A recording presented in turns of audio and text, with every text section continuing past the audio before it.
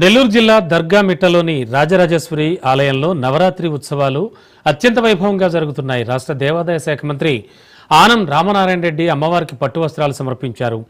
మంత్రి ఆనంకు ఆలయ అధికారులు పూర్ణ కుంభంతో స్వాగతం పలికారు.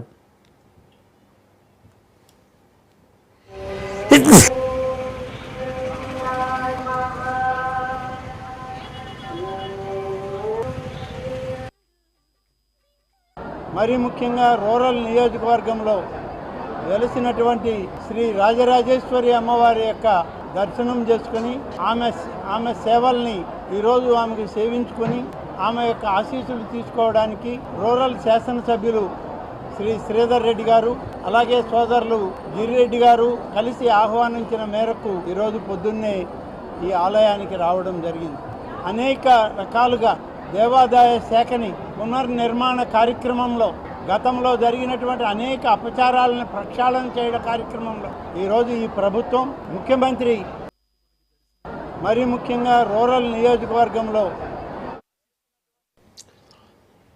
కాకినాడ జిల్లా పిఠాపురంలోని శ్రీ కుక్కు